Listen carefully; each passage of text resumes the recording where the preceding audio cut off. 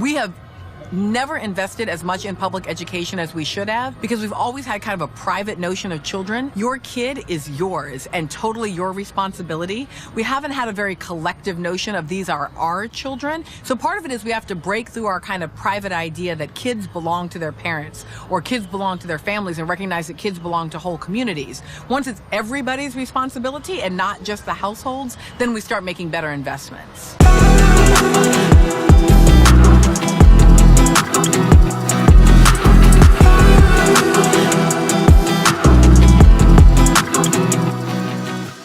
And a Fox 32 exclusive. Tonight, a mother says that a Cook County judge took away her parental rights after learning she's not vaccinated. Dane Placco is at Daly Plaza with details on this story. Dane? It may be a first-of-its-kind case. A Cook County judge here at the Daly Center has stripped a Chicago mom of her parenting rights because she's refused to get the COVID vaccine. And he is a very sweet boy. He's my whole world. You miss him? I miss him more than anything. Rebecca Furlet has been divorced for 7 years and shares custody of her 11-year-old son with her ex-husband. What had been a 50-50 split in parenting time. But on August 10th, in an unrelated child support hearing, Cook County Judge James Shapiro asked Furlet whether she'd been vaccinated. When she told the judge no because she's had bad reactions to vaccines in the past, Judge Shapiro stripped Furlet of all of her parenting time until she agrees to get vaccinated. I think that it's wrong. I think that it's dividing families, and I think that it's not in my son's best interest to be away from his mother. Furlet is now asking the appellate court to stay the judge's order, her attorney saying the judge has overstepped his authority. You have to understand, the father did not even bring this issue before the court. So it's the judge on his own making this decision that you can't see your child until you're vaccinated. We just wanted the mother to pay support. The father's attorney, Jeffrey Leving, says while they were surprised by the order, he believes the judge is making the right call, given the seriousness of the pandemic. And there are children that have died because of COVID. I think every child should be safe. And I agree that the mother should be vaccinated. Leving believes the judge is breaking new ground that could play out in other custody cases as well. No word on when the appellate court will make its decision. At the Daly Center, Dane Placco, Fox 32 Chicago. For the second time in a week, a mother is brought before an Oakland County judge over refusal to vaccinate her child. Steve Garagiola live with the reason this mom is objecting to vaccines. And Steve, this is not medical? Well, she has some religious objections, among others. You know, there are so many important questions in this debate. Does a parent have the right to refuse vaccinations for their child? Does one parent have the right to make that decision without the other parent? Today, the judge heard testimony only from the mother, but at several points during the day, the judge seemed very concerned over testimony she was not hearing. Lori Matheson does not want her child vaccinated and argues that it's her right to make that decision. Michigan is one of 17 states that allows for exemptions from vaccines based on religious beliefs, which Ms. Matheson cites based on her research. When I started reading them, that's when I found out that there are some vaccinations that are cultured in aborted fetal cells. The child's father, Michael Schmidt, wants the court to order vaccinations for their daughter. His attorney argues the mother's opinion as testimony does not carry the weight of medical experts. And Judge McDonald agreed. She's not a doctor, a medical professional. You can't just put her on the stand and just ask her what she's read and who she's talked to. This is a court. We have rules. A previous arbitration ruling gave this mother and father joint decision-making power for the child, but says the mother has control of taking care of ordinary medical needs. To me, that means that I would make the decisions on vaccinations because I believe that they are an ordinary medical decision. The judge said taking care of routine medical needs is far outside the circle of a decision about vaccinations. Whether or not to vaccinate a child is something that both parents get to weigh in on. I don't want to spend one more minute of our time here debating that. If one party wants to challenge what legal custody means, it hasn't been done in this proceeding. Yeah, so the ultimate ruling from this judge will be, should the court force vaccinations for the child. Today, testimony only from... I wasn't expecting to lose, primary custody of my son today, so I apologize. I don't have much to say. I still need to talk with my lawyers. I'm just, I feel a little spun around right now. I'm in shock because I was expecting to get him home today. Do you still stand by your choices that you made beforehand? I do, absolutely. I still stand by my choices because I stand up for what I believe in.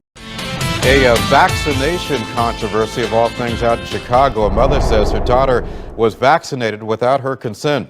Michelle Miller says she signed a form to allow her teenager to get a high school sports physical. However, the 16-year-old ended up getting 4 shots, including one for chickenpox, hepatitis, and even the HPV virus.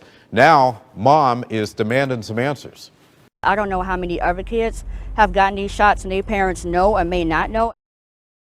A spokesperson with the Chicago Public Schools says any girl over the age of 12 can ask for the HPV vaccine, but Miller's daughter says she never asked for that particular shot. This morning I got a phone call saying, sorry, we gave your son a vaccine that you said no to. And how old's your son? He's 10.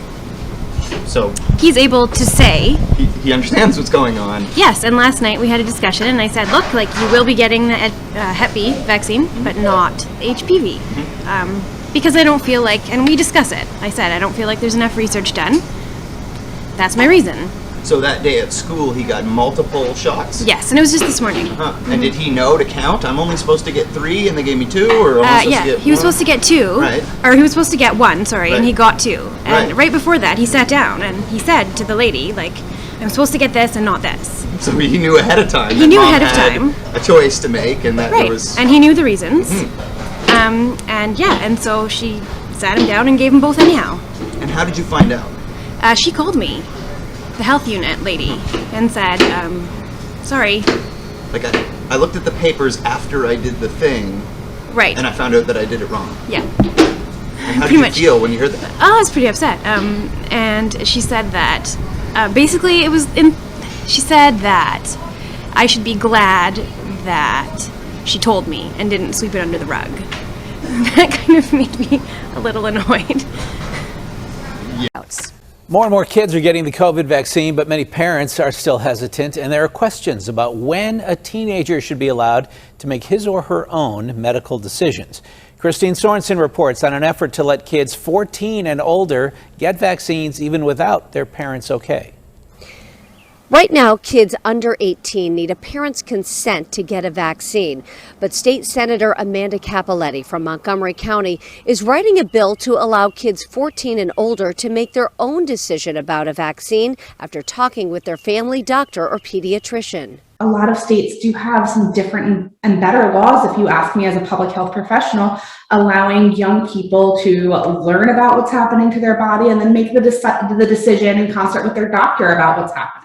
Angela, as you heard, a lot of places in the Triangle are going to start vaccinating children as young as 12 tomorrow.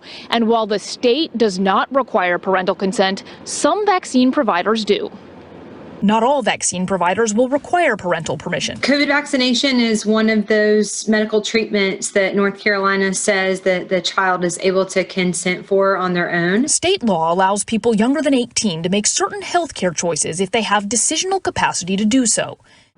Let's say you have a 14-year-old son or daughter and you don't want them to get the COVID-19 vaccine or any other vaccination for that matter.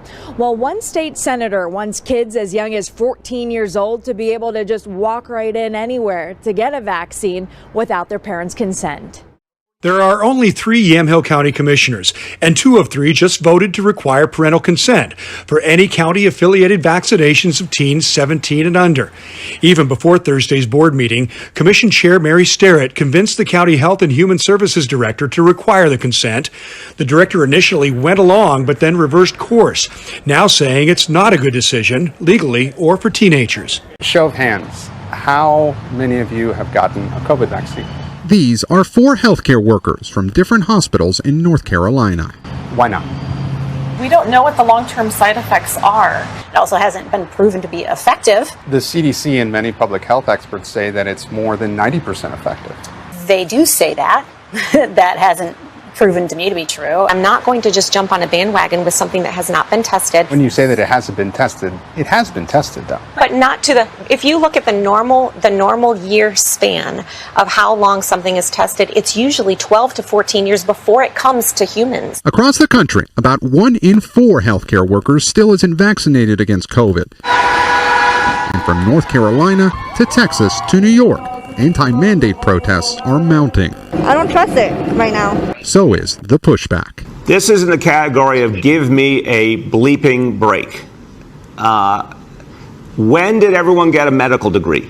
For weeks, we've spoken with many overworked healthcare workers who practically begged Americans to get the shot. What do you tell people who just don't believe you? It's frustrating. Not these. They say they're not anti-vax, more anti-mandate. And I'm not comfortable putting something into my body until I am ready. If and when I'm ready to get the vaccine, I will get it on my own accord. I won't be forced. You just don't trust the CDC. I do not trust the CDC. Absolutely not. And that fuels their skepticism. I have the right to question anybody in this country I want to question. You're entitled to your own opinion, but these are facts. Are they, though? Are they facts? Parents who are now refusing to immunize their kids, and it's happening mostly in wealthy communities. Carter Evans has a case in point.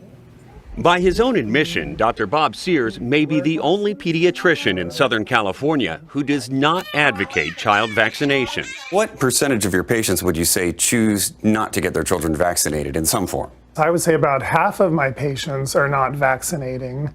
It's a growing trend, especially in affluent communities like Santa Monica and Malibu,